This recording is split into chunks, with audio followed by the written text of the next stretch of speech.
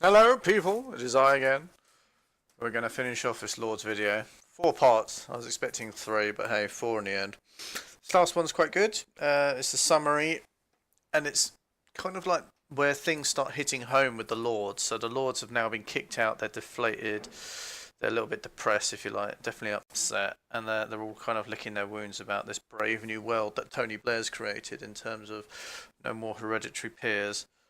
Just a load of appointed yes men and others, special interests, going into the revising chamber, as it's referred to, the chamber that looks at legislation put forward by the government, and then critiqued. The most important thing is it's critiqued. It's, you know, it's looked over by the revising chamber. You know, dot the I's, cross the T's. You know, everything down to the language, the full stops, the commas. You know, everything is looked at in every tiny detail, in terms of a language usage, and then in terms of the morality and the general points that the new legislation wishes to bring into law. So that's essentially where all these lovely hereditary peers, if you wish to call them that, are at now. So we're going to go in. Start here. We've got a nice little opening statement in our part 4. It's got the trouble is how do you reform the House? And this is the real difficulty, because if you elect it, you've got to give it more power. Because if you don't give it more power, nobody in their senses would stand for election. I mean, why should they go to the bother of being elected if they haven't got any power? On the other hand, if it has more power, that means the House of Commons has less power. And the House of Commons will never agree to that. On the other hand, if you don't elect it and you have a nominated House, then they're just placemen of one form or another, and they're really no better than people like me. In fact, I'm hereditary, and therefore I'm beyond the pale. But in point of fact, a nominated House is just the same problems as a hereditary House. Well put. Do instead. Yes. I think the problem is what you do instead. Exactly. So who do you have sitting there? What you do instead. And you see, it depends what you want the House of Lords to do. The record was of this government. Okay, so here we go. So bear in mind again, I'll reiterate, this is a Labour government, so it's essentially the People's Party, you know, socialist, workers' rights, you know, grassroots kind of Labour rights. That's what the party is all about. And here we have someone commentating about how he's now, with the Tony Blair government, he's actually voting against his own party for the first time in a very many years. I think it's the first time since he's ever been in politics. So what would cause a Labour Party member to vote against his own party when they've just won a massive election on the back of this Disability Reform Act, where they're reforming the benefits paid to the most sick and vulnerable in the society? But on incapacity benefit, the government are acting disgracefully by hitting these people. We are not jeopardising the good things. We're simply challenging the government who are hitting people on incapacity benefit. The Lords' dispute with the Commons over welfare reform has deepened. They've been objecting to the government's attempts to cut payments to disabled people, and the Lords are doing their utmost to persuade the government to think again. It's been a cross-party rebellion, but it's led by a Labour life peer, Jack Ashley. This time is the first time since 1966 I have voted against the Labour government, or indeed against the Labour leadership when they're in opposition. So it's the measure of how strongly I feel. So what are you trying to do? What I'm doing is I'm leading a campaign to defend disabled people from the government's attempt to take money out of people who are at the poverty level. And I think the argument about these people being well off, as the noble Lord Ricks hinted very briefly, grossly fails to take account of the extra costs of disability. And it gets more and more clear that we've underestimated those at every stage. My Lords, the government, as your Lordships acknowledge, has the right to get its legislation through. Not my noble friend's legislation, not the Tory legislation, but the government's legislation. I don't know who this lady is. I don't really care, because you can see the rhetoric change here. These people are arguing for the people, the individual disability people. And now this lady's standing up and arguing that it's the right of the government to get this legislation to reform the payments made to the sickest and most vulnerable and disabled people in our society. So this man's face sums it up quite well. I think he's like, where did this nasty piece of work come from to address us in saying that she as the government has the overriding right to ignore the fact that they're taking money out of the pockets of the disabled. It's thank God, you've got people who've got moral fibre, but for some reason this woman seems to be arguing from the government and rights. It's almost like the government's right. Well, the right of the government is there because it's been turned over by the people. The people are the sovereign power of any government. It's the government's created to protect the borders, to protect the property, protect the nation against any invaders, and to have, where needed, good operations of government within the nation. So yeah, this lady standing up and being quite firm about government rights deserves a sneery look like this. I ask you, my lords, is it not time for your lordships and my noble friend to acquiesce with grace in the considered decision of the elected House and send a bill which will benefit millions of our people on to royal assent? Acquiesce. That in a sentence is just basically given away the game of what this Labour reform to the House of Lords is all about.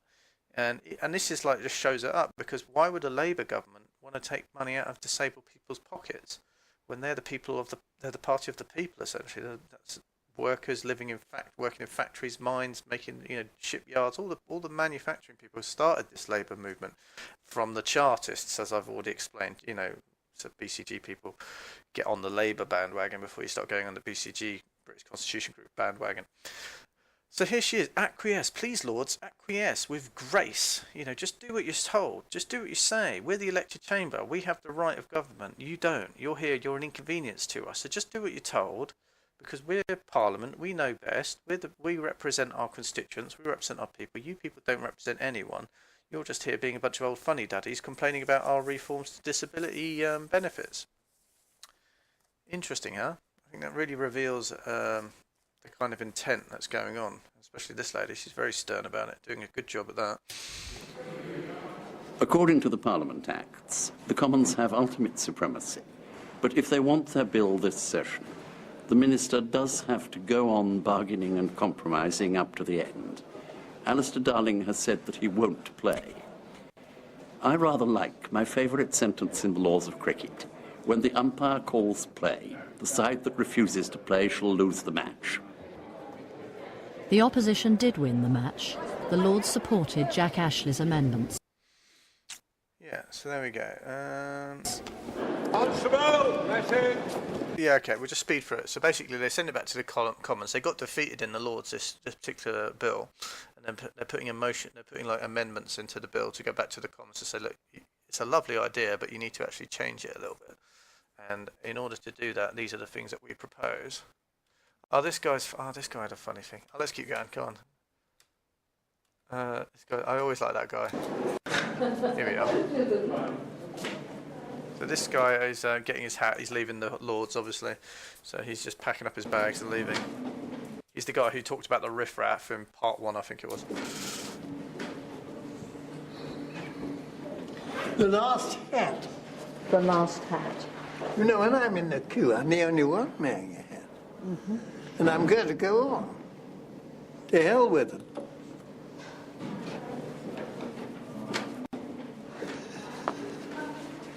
Why?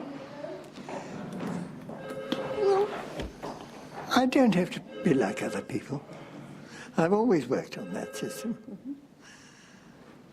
And if I had a child, I would say individuality is everything. Individuality is everything. Right, now we're going to speed on 10 minutes, I believe. Okay, bye-bye. Okay. You will. Anybody voting for this amendment? Anybody? Oh, sorry, we're not going on. We're actually watching this. This is a classic example of people in the Lords standing up to saying we can't hurt these people, and then this is the House of Commons, like the Congress. Okay, So this guy's got audience in the Congress or House of Commons, the elected house, so he represents a constituency. He might represent your local area, for example. And now he's up in the Commons and talking about the disability bill reforms to the money that these people get coming back to their house, and now he's standing up and making this address to the people's elected house. Anybody voting for this amendment tonight is voting on the same side as 2 dukes, 28 earls, 22 viscounts, and Andrew Lloyd Webber. You can see the jest made there. You know, you're basically not voting with the people. You're voting with the nobility, and Andrew Lloyd Webber being one of the lords. He's the guy who did Phantom of the Opera, Love Never Dies. So he's a musical writer, like West End writer, you know, Broadway, whatever you want to call it. So he's standing up, and he got a bit of ridicule there, a bit of laughter from people, and a few people here. Look at the front. Let me get my mouse. Look, you can just see these people like, what the hell is this guy on about? And bear in mind that this side of the chamber is all Labour, so this would all be the Labour people, yeah. So this is a Labour, this is Labour, this is Labour. All these people are Labour on this side, and on the opposite side, which obviously we can't see, is the opposition party, the Democrats, if you like, or the Republicans. In this case, it's the Conservatives.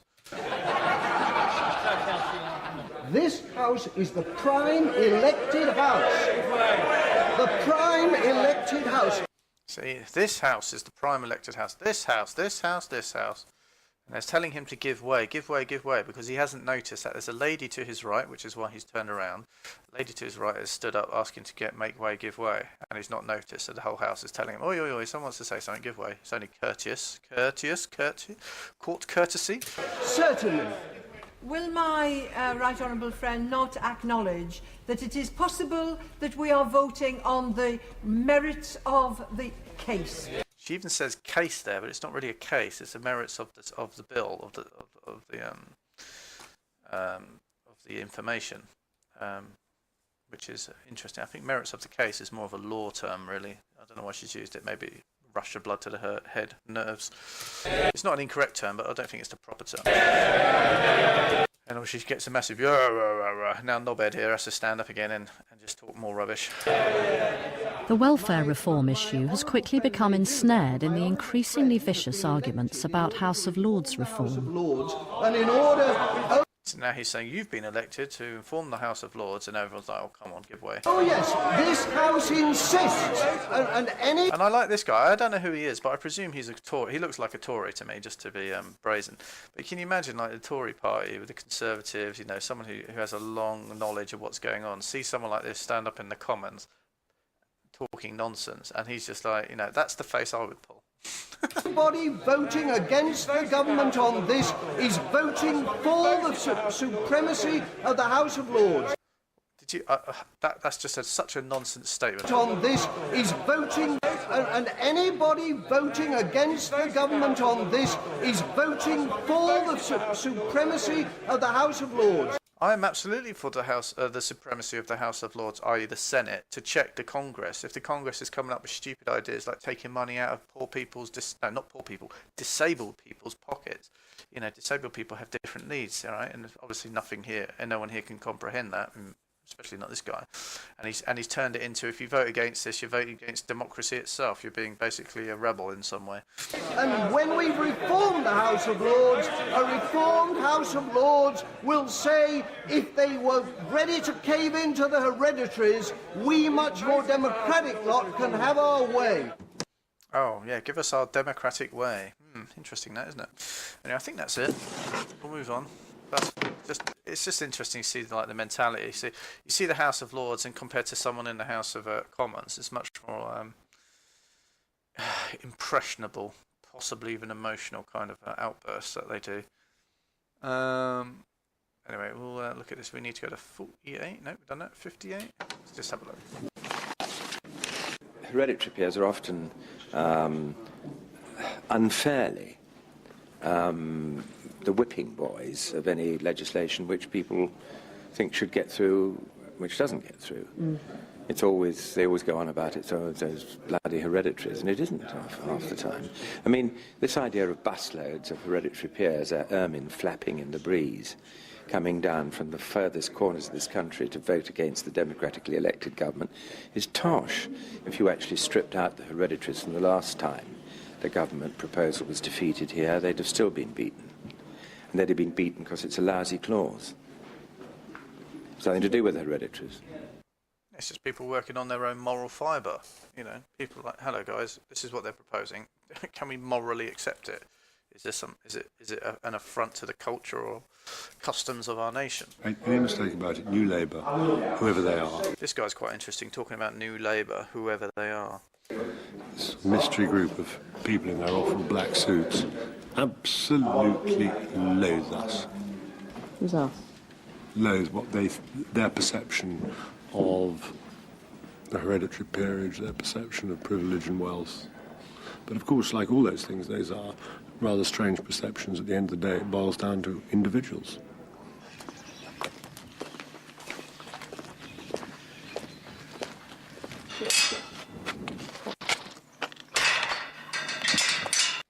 So this is quite funny. He's got a poster on his wall someone gave him for a birthday present of all the useful things that a hereditary peer can be used for.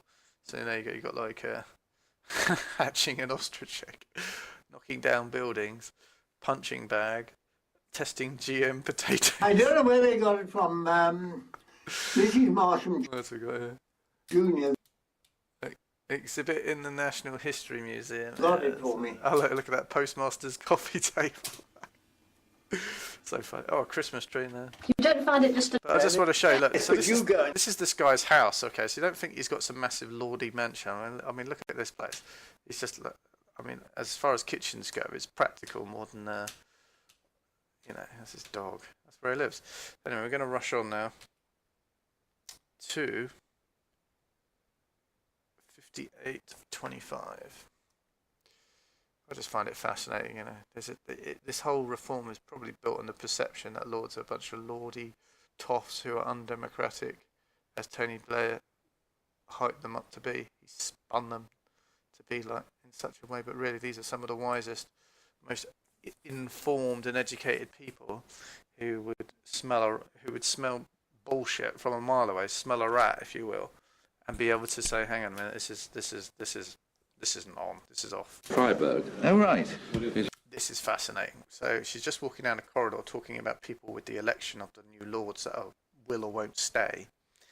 And this guy just over this chap's shoulder with the red rose, just behind this guy, there's a chap giving an interview to someone. And he says something very, very interesting. The sculptor. So culture still has desperately worried for the ordinary people of this country. I can go abroad, I can emigrate. See that? Let's just have that again. Sculptor. So culture still has desperately worried. And he turns a little eye there to the camera. I'm desperately worried for the ordinary people of this country. I could emigrate, you know, I can go abroad. So he's got money, he's got influence, he's got connections to get up and leave. But the ordinary people of this country haven't got such choices. They're going to have to stay and bear whatever nonsense comes forward from these reforms, because essentially it's about despotism. For the ordinary people of this country, I can go abroad, I can emigrate. Which is a bit of a shame, really, because, you know, lords running away and emigrating using their privilege, power, to just like up ship and leave is not really what they're there for, in my opinion. Go to 51. My name is Mk2. So this is the interesting bit. So this is after they've all been kicked out, and then suddenly, like, the media comes in. So this is after it's all done and dusted, and it's all been agreed that they're going to get kicked out, and then suddenly you get all these reporters have been coming down to interview the Lords about, oh, how do you feel about being kicked out of the Lords? But prior to this, it doesn't seem to have been much attention paid to it, and it's only since it's come to pass that all these independent, well, all these journalists come down and start asking these Lords all these different questions, and we'll just nosy in here, and you'll see why that becomes relevant. Mk2. Yes. I gather that you weren't successful. That's right. Right. 2 T's. 2 T's, right. How long have your relatives been attending here? The family? Yes. I think it's 1884. I'm not quite sure. Right. Is that how far back your title goes? Yes. Right. And what do you think about this whole reform business anyway? Do you resent this media interest at all? So he's actually asking this chap now. We've seen him before. Are you resenting this media interest now? It's funny that the media interest comes in now, and he's saying, no, I don't. I wish I'd got interested earlier. Those people outside just don't have an idea of what's happening. They're not interested, I don't think. This is where I disagree with this. There seems to be the way that the Labour government came sweeping in, and these lords are like, I don't think the people are interested or take any note of it.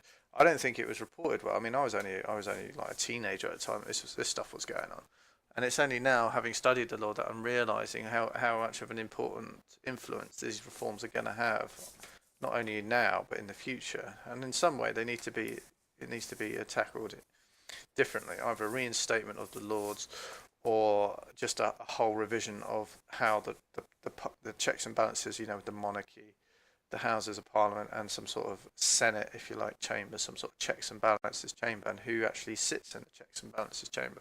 Because essentially it wasn't a great system before, but it wasn't broken by any means. It was just frustrating for some democratically elected governments to get their way, get their bills passed through smoothly. So it's interesting that it seems a lot of the things, the Lords just presume that all the people hate them because they're Lords, which isn't technically correct. I mean, obviously there's, no one likes being lauded after, but it doesn't necessarily mean that people don't respect you or have negative views of you. What is happening in the House of Lords, or what has happened, until, of course, it's too late. And I think they would be sad if they thought that yet another part of the Constitution is being irrevocably altered. And that's what is happening. The Lord Mountbatten, and he hasn't won, so could you get a picture of him? Grab him.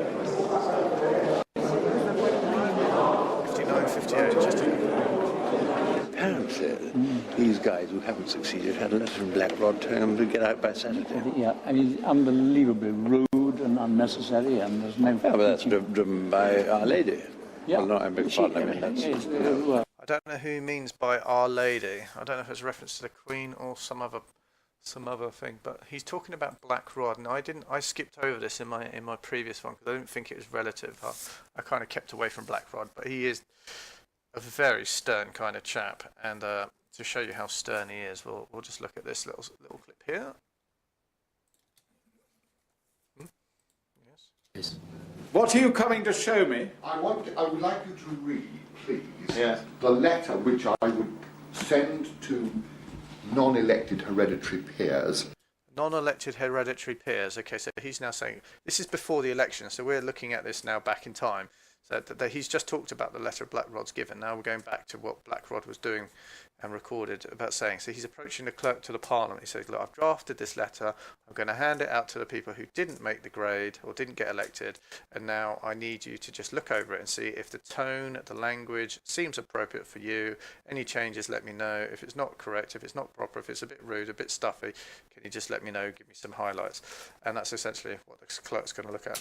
After the election next Friday. But I would value your opinion about the tone and style of the letter. Thank you. Okay? And that's pretty much, we've seen this already, but that's pretty much what he's asking there. So we'll go back here, and they're talking about this letter that Blackrod says. Yes, I use using this expression a bit loosely, if I may say so. This Parliament is drawing to a close, and Blackrod is expecting a team from Buckingham Palace. So move on. This is Blackrod running around doing the day-to-days. I think that's something to do with the Queen, isn't it, or Blackrod, because he gets the door slammed in his face when they open State Parliament. Right, so we're going to go. Here's Blackrod having a meeting now. Now this is very almost like the victory's been won kind of speak. They're very buoyant. They're very happy that the Lords have been kicked out, and now they're having a chat about how it's all going to affect the state opening of Parliament, like the royal state opening of Parliament, with all these people who are no longer entitled to go to the House of Lords, and how, if they're not entitled to go to the House of Lords, well, they're not coming to the party then, are they? Why should they? Will be road. Peers will be road. I mean, the only thing I wanted to talk about is the participation of other members of the royal family. Yes. I believe it is not envisaged that the royal dukes will take part. It is the view of this House that they will not be entitled to take part. Correct. I mean, are we confirming that the Duke and Duchess of Gloucester and the Duke and Duchess of Kent will not be there? That's my understanding, that they have no right to be there. Is that very clear? Is that clear? Yes, very clear. So they have no right anymore to be there by birthright. So that's another element of this hereditary peerage abolition, if you like. What about the Lord Steward? My understanding is that the Queen can bring anybody in her retinue that she wishes. I mean, you know, if you take... Is he robed? Is he normally robed? Yes. See, it's just making a big mess now. The administration of this is like, oh. Yeah, we're going up to 223. Here we go. Thanks, Bob. Oh, this bit. You remember in the previous video I was talking about that Lord? Was it Lord? Yeah, Lord Ahmed, and how he's got a bit of an interesting history or future if you look back at it. But anyway, Lord Ahmed's got a bit of a character. He's got interesting views on certain things, and he had a car crash that actually someone 28-year-old got killed in his car crash that he had on the motorway. And now we have another example of one of these appointed peers. Appointed by Tony Blair, and I thought, hey, let's look into this guy for shits and giggles, and hey, what do we find? But this is just another, in the same vein as Ahmed saying, oh, they're not going to be in that chamber tomorrow. This guy's like, well, as you're not using your costumes, and there's a lovely picture of costumes in front of us, as you're not using your costumes, could you ask one of your mates to lend me one? I've never been to the stage opening, and I don't have a robe. And many of your former colleagues will not need their robes. Have you got hold of Eden Ravens? Yes, but what they need is for me to know a hereditary peer who is not coming back, because they don't want to approach them because they feel it's offensive, which I agree. But if there was somebody that that you knew that wouldn't be offended, I could mention that name. Great, thanks. Yeah.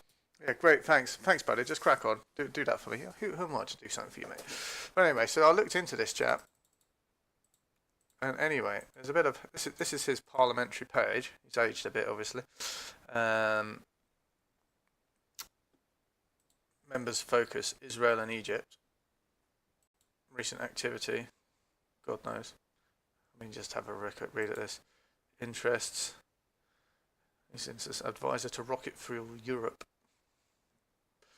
Whatever. But anyway, I read another thing about it. Apparently it came out in a book that Tony Blair denies blunder putting Zelig in the Lords. Because apparently there was someone called this Zelig, and this guy had a middle name called Zelig or something like that.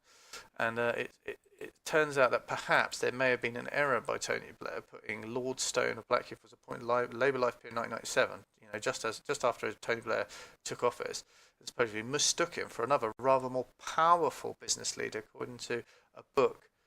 An account, of Robert Peston, book, Who Runs Britain. So, you know, by all means, get the book and read it. This mistake could have been Blair's tribute to a Woody Allen film, or something similar happens.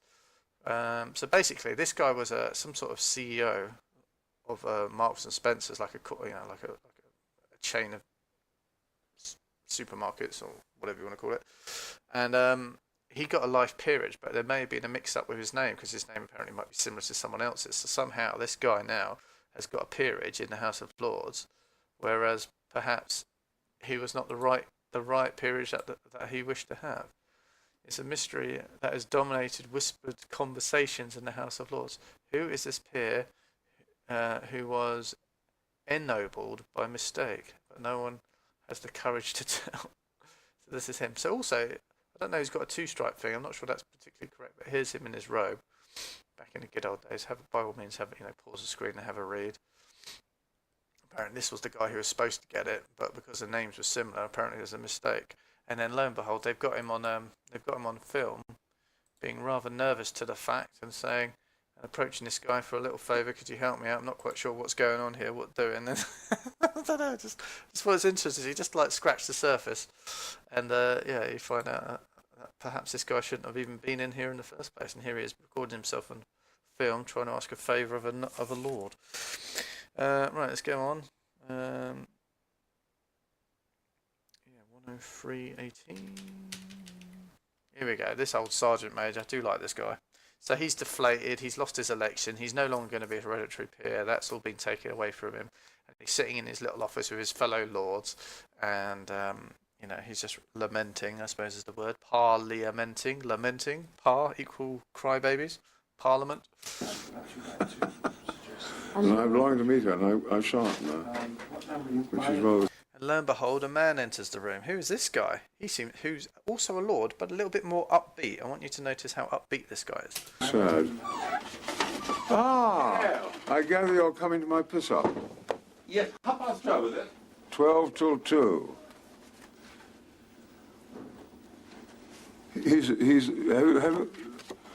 Charles, I think we have met. have you met this heavenly bird? I have, of course. She wants an interview now because you're one of the fortunate few. He's got a hotline to the Pope, that's why he's got it.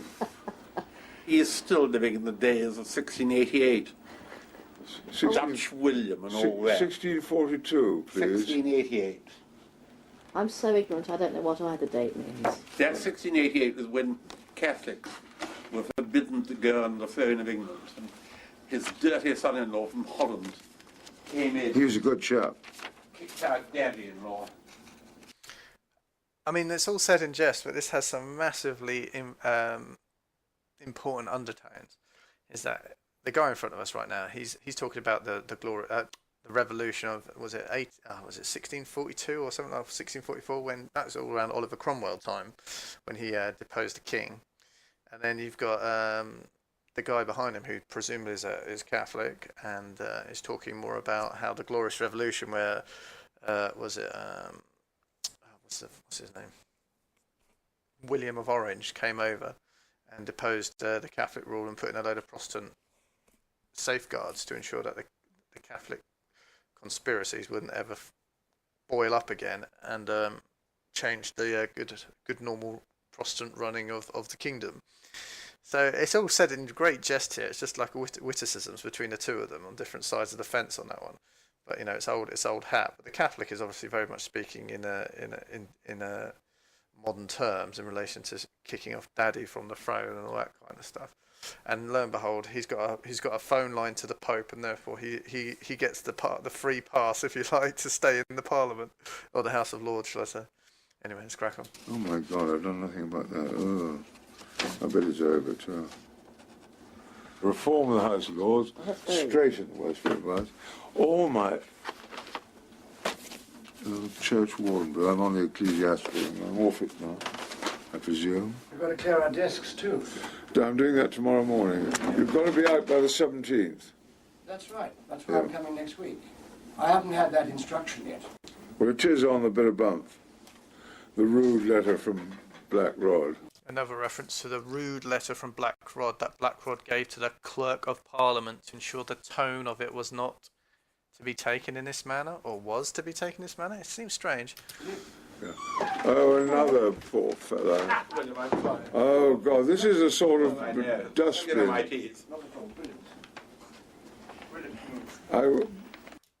at that interesting smiley face as he's leaving.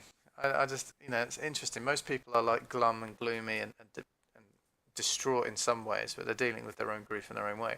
And it's Captain Smiley here, walking around, parading around like some sort of good new change has come about. Bear in mind that our good friend Tony Blair, after all of his sins in the Iraq War, did decide to go to the Catholic Church and convert himself to the Catholic faith. It's a sort of dustbin in the House of Lords, yeah?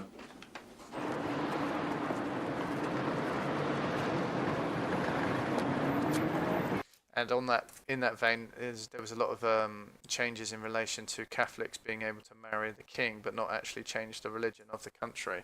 So I think that's to do with Camilla and Charles. I believe Camilla's a Catholic. I don't know. It's what I've heard. It's all speculation and hearsay.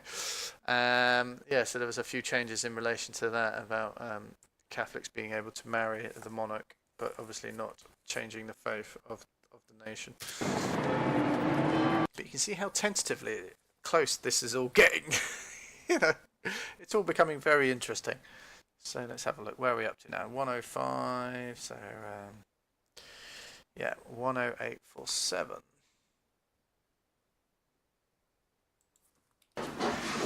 This is a summary. Over the last couple of weeks, there's been this terrible feeling of failure. And Felt if... by who? Hmm? Felt by who? Do you feel failure? Well, I do and I don't.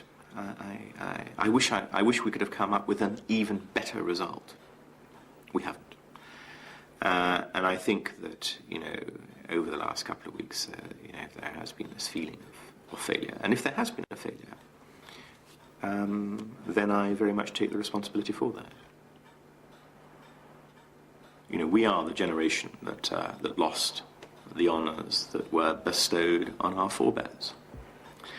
And I think for all of us, there are the ancestral voices, the ghosts of the past that haunt this place, and who would ask, did we do the right thing? I don't think there's any asking about did you do the right thing. I think that's self-evident. Did you do the right thing? I don't think there's any doubt about that. Let's have a look. Here we go. And all right. Okay. So this is again the Commons bringing the document back into the House. Bringing it back into the House of Lords. Mr. Mackay coming down. Yeah. Despite Lord Ashley's attempts to protect the green label means the Commons, I think. It's either from the Commons or going to the Commons. It looks like it's coming from the Commons. disabled from means testing, the government has rejected both of his amendments for a second and final time. So the government have just looked at the amendments and just said, look, bugger off, we're not, you know, even the revising chamber, we're just ignoring you, you're being stupid, or we're not, you know, you're not playing ball with us. We can ignore you if we wish. And they are in no mood to compromise any further. We do not believe that is the right way to proceed, my lords. And if this continues, sooner or later, it will become more and more evident that this country can no longer tolerate an unelected House holding the people's chosen government to ransom. That's a bit strong.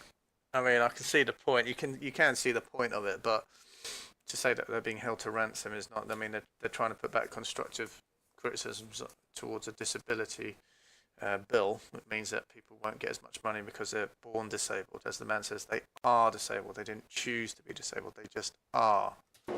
All history, isn't it? I like that little comment. It's all history. My lords, the issue tonight has got bigger.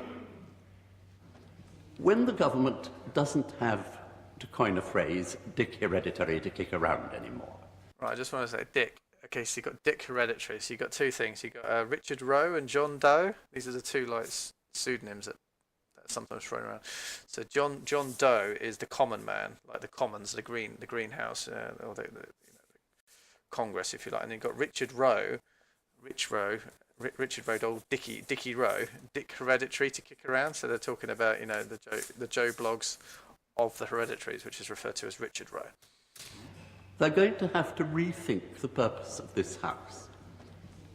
People will not come here for snobbery. They won't come here unless they have a decent job of work to do. And they won't feel they have... That lady again seems to be like, this is all much of a chore, this is all just a load of hot air, let's crack on, we've got things to do, people, business to run, we can't afford to have you people lecturing me. Have a decent job of work to do, unless occasionally they can change something. So I think we need to think about whether we want a revising chamber which is capable of checking a government when it doesn't want to be checked. That's it. Checking a government when it doesn't want to be checked. This is essentially what this is all about. So let's have a look. Where are we up to? 11:45, 13. Yeah, we're going on. 13:37. Oh no, we're not. Hang on. Whoa. This guy definitely got to listen to him. Oh, this is it. The smoky bit. Thanks. Love that. Casually having a fag in the House of Lords. Because obviously you can still smoke wherever you like if you wish. Tonight was a caricature of the normal. You get these once every 5 years. They're getting a little worse each round. And the trend is downwards, but it's fighting an evil which is as old as Adam. Which is? Love of power. So good, so well put. I mean, there's such wise words from these guys. This is Lord Russell? I don't know. Some guy called Russell. He's most wise. And as we'll see coming up, he gives us a good insight into the nature of what's going on. Where are we up to? 12:17? 12:17. What's really changed is the extent of executive dominance over the House of Commons. Right, what's really changed is the change of executive dominance over the House of Commons. Executive dominance. He's talking about the Prime Minister, or in America it'd be like the President. The Prime Minister, executive dominance over the House of Commons. So it's like, this is it. This is another reference to President Tony Blair, or whoever the Prime Minister is essentially... And you saw tonight, and you've seen all the way through this rebellion, that the fact that the majority of the House of Commons in private disagrees with something doesn't mean it feels any freedom to vote it down. So because you disagree with your leader, and the whips are obviously in the background, making sure everyone's towing the party line, as it's called, they're not going to vote against it. Their consciousness is being overridden by some sort of party duty or party affiliation or towing the party line. That's the real change of my lifetime. Which means the House of Commons, which was supposed to be a check on ministers, no longer really is. No. How does that affect somebody watching this, or somebody on the street? It means that if the government gets a silly idea, nobody can stop them. And that's what it all boils down to, people. So, let's have a look. 1301, 1410. Yeah, 1410. Oh, here we are. Hang on. I'm sure this is something I wanted to... Yeah, this is it. I don't know why this isn't down here. 1337, perfect. This is the moment when the House of Lords bill comes into effect. We're about to hear the thud of the guillotine coming down. When this is over, the hereditary peers are no more. When this is over, I like the reference to the guillotine, like almost like a royal execution, like in the Revolution of France, where they killed all the nobility. Essentially, what he's referring this to is the nobility class. Essentially, is having a thud. What do we call it? A hypothetical thud of their own heads being chopped off by the very house which they created, which is why it's so funny. I mean, I don't know why these people just bowed over and gave up. They shouldn't have said, hang on a minute, this is our house, you people get out. They should have said that. It would have been funny. It would have shown everyone for what they were. Okay, so we'll move on from that. That was 1337. We're going on to 1410. Another old guy giving his record, his 2 pence worth. Fair and democratic. If you want to make a change, you want always to keep one foot on the ground at any one time. I mean, that's a good military view. Always keep one foot on the ground at any one time. This government has taken the whole lot off the ground at once. There's nothing that's constant. Why do you think they're so determined to uproot it all? I think because they feel that a lot of it is old-fashioned. Let's move into the 20th century. And the Prime Minister put it quite well. He said, people love to come to see dear old England. He said, we want people to come to see good old England. It's so progressive. The actual fact is that the future of your country depends upon what happens at the present and depends upon what happened in the past, because it's like a great big building. You build brick upon brick and gradually things get higher and higher. And you can't just destroy these things. If you destroy the one, you destroy the whole lot. I don't say the continuity is the be-all and the end-all, but it does help, and it helps in our unstable world. 1641.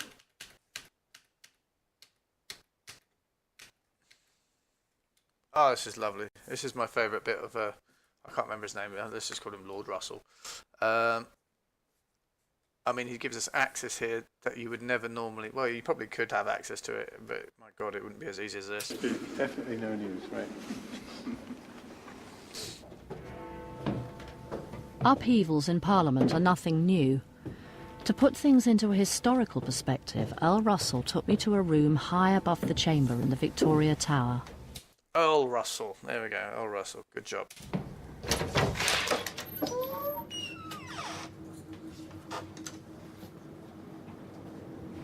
Here in the Acts Room are all the old Acts of Parliament dating back to the 15th century. Swabeye or senior. Send it to the Lords. That means the Commons are finished with it. À cette bill, les seigneurs sont assentus. The Lords have agreed to this bill. I think the parallel I would see most closely is to the first pressure for parliamentary reform. And I came across quite recently a speech by my great-grandfather in 1822, in which he said, "The votes of the House of Commons no longer represent the nation," which is so patently true at the moment, it brings you up with a jerk. Which I love that. I love that statement. We keep going. For the future.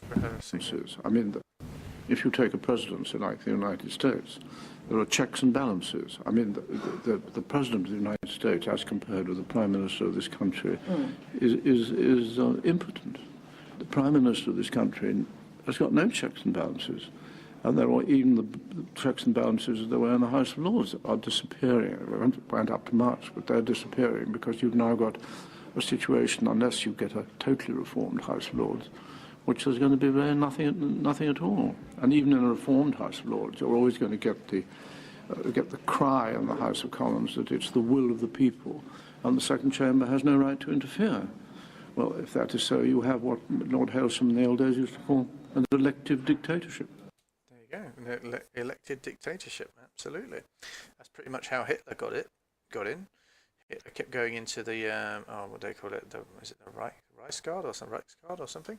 And he kept going into the Parliament, and he had a certain amount of percentage, and he would he ordered his party to remove in order to cease participation in that building, and then they had to keep having a re-election. They got a re-election. They had a larger majority. Then they withdrew, and then they had another election. They had an even bigger majority, and eventually they kind of, the people, essentially the movement, the populist movement, created the despotism and empowered within Hitler or Tony Blair or anyone, particularly more now with what's going on in our parliament in the UK, is that it's allowing for some sort of despot person to rise up to claim a hell of a lot of power, unchecked power, which is the worst thing of all. I mean, we already have that person. That person is the Queen. If you wish to allow a despot to rise up through the ranks to have dominion over the UK or England, then surely you would just hand that power back to the Queen or the monarchy to allow them to have their divine right of rules. What you're going to have is someone's going to rise up, and there's going to be a conflict now saying, Queen, we don't need you anymore, this is how it's going to be. So then you're going to have a real kind of issue where you're going to have the upstart, or the new popularist figurehead, if you like, versus what is essentially the Queen and her establishment and her parliament. So then you're going to have the two monarchs essentially are going to go head to head, and you're going to see who's going to survive. And in a populist movement, who's the support going to be with? Anyway, let's crack on. I think it worries people. Worries me.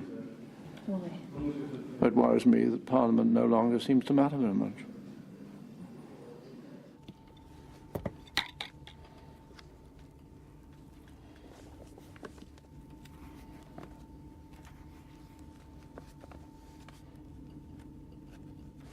You see how few Lords were present these last few weeks before the House was abolished.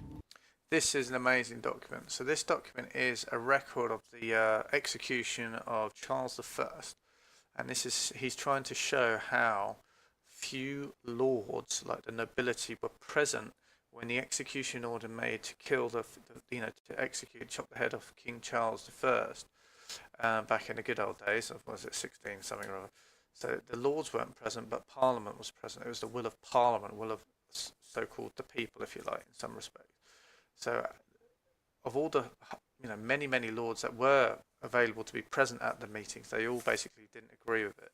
and they didn't turn up. But he's noting here that 5 lords did actually appear in the Parliament that was convened around the time of Charles I's execution. This is the day of the King's execution. 5 lords attending. There you go, 1648, I think. The ones who wouldn't stand for it weren't there. At the end of the month, they're abolished by an order of the House of Commons. So the lords who didn't agree or weren't in favour of the King's execution didn't turn up to the Houses of Parliament. And because they didn't turn up, they were abolished by the House of Commons as being... Which said that they were both useless and dangerous. Useless and dangerous. Which is an intriguing paradox. It's an intriguing paradox. That is so poignant. That is so poignant. And I'm so pleased that he managed to sneak that one into the programme and it was included. Because it is a paradox. See, we know that at the moment we've got a Prime Minister who doesn't believe in history. Well, of course, I believe terrifically in history. What's happened before, or the best of it, we should keep it. But then it's not history. Surely it's not that he doesn't believe in history, but he doesn't think history should be the present, i.e. hereditary peers sitting in the House of Lords. I suppose that's his belief. Well, my answer to that is that if you're a real democracy, a Democrat, of course, the old House of Lords was absolutely untenable. And I've always recognised that, and I knew that my tenure there would be limited. And I wasn't really surprised when I went. But do you not think it's important to be democratic? Well, it's a sort of excuse, isn't it? For what? For consulting everybody and doing what nobody wants.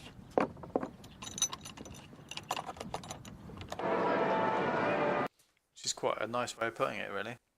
I know there's a lot of arguments for democracy, but what was if democracy had been put in or managed democracy had been put in such a way that, okay, it appears democratic, it encompasses a lot of people, it allows the multitude, if you like, the many people to be represented, so therefore taxable, and also to be controlled in a managed way by certain outcomes, i.e. Republican, Democrat, Labour, Conservative, whichever flavour floats your boat. So we're going to 2241.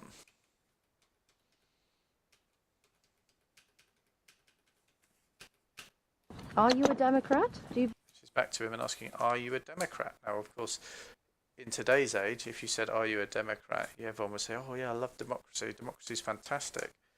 And he's just defined it as something is asking everyone and doing nothing that anyone wants. Believe in democracy? No.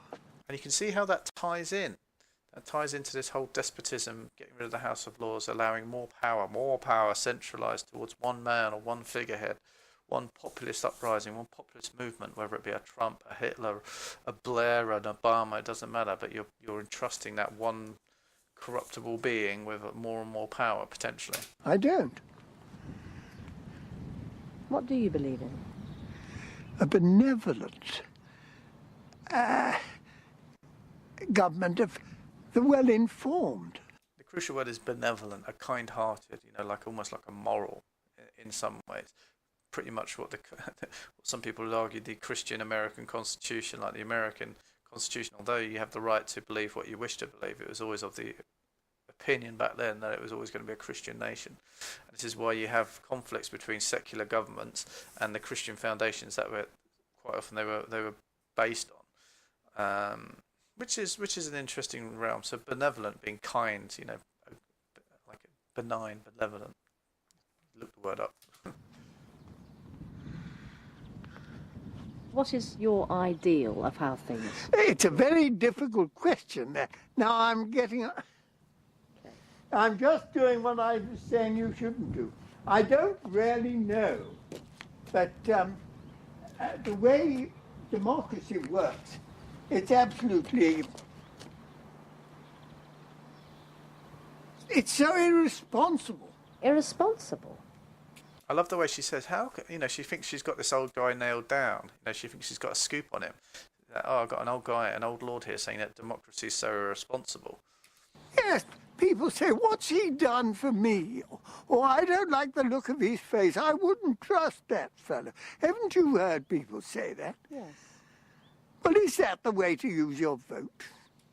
Which is what it comes down to. When you get a vote paper, you sometimes get a sheet of like 10 candidates. Hi, I'm John Doe, I'm Richard Rowe, I stand for this, I stand for that. Here's my affiliations. And quite often people look at the picture and say, I like the look of it, and they vote on that.